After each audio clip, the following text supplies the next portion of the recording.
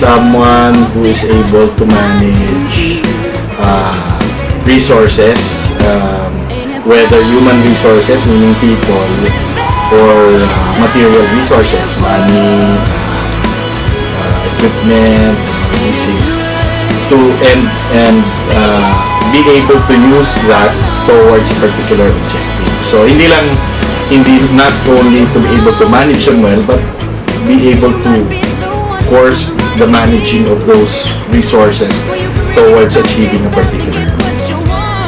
Leadership part, leadership is a talent lang. Hindi lahat ng players na bibigyan ng ganyan talent. So, malabas yun, then pwede improve.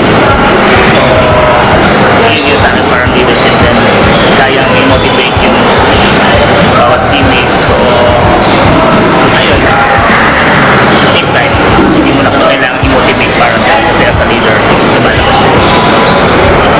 A student can be considered as a leader if you exhibit three things. First, you should have good command of your academics, because even though we know that being a student would entail you having the opportunity to join different organizations, being a good leader is someone who can balance your academics and your extracurricular activities. You should never forget your academics, because that's your sole purpose here in our university. Second, you should uphold morality, because no matter what your belief system is, you should be able to exhibit values that are for the good of society.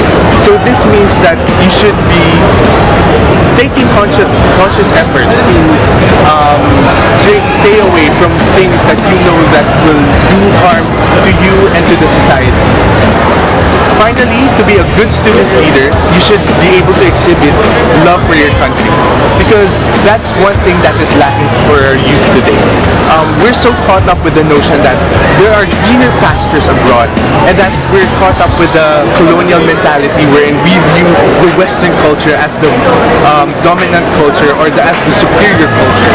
So we must be able to develop that sense of nationalism, and we should be able to exhibit it to others and share it to others, so that in the future, when we will be the ones inheriting our country, we could show to the world that we are indeed proud to be Filipino.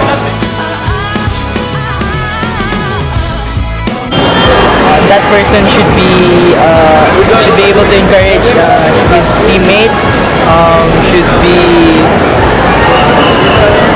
approachable as well, and also he must be a good role model, so that the teammates would be able to follow in his lead. The fact that the leader has been appointed or elected the person already knows but the most important one is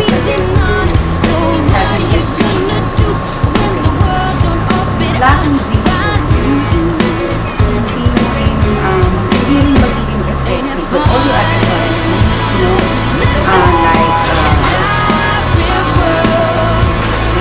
like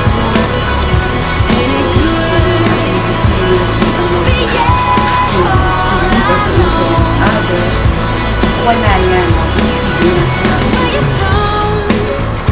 Well, to be a good leader, as I mentioned, the managing part is important. But I guess to be a really good leader, one has to take into consideration also what the needs of the people under him, so him or her.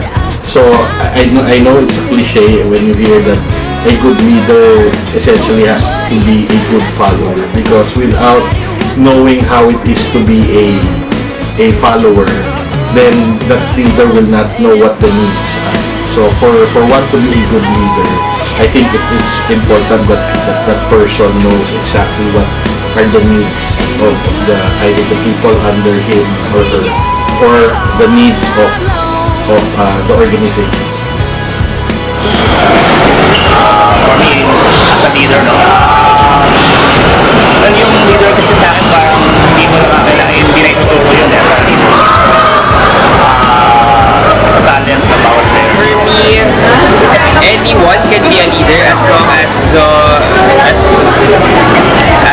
this person, as long as these people have the heart to serve or they have the heart to put others before themselves.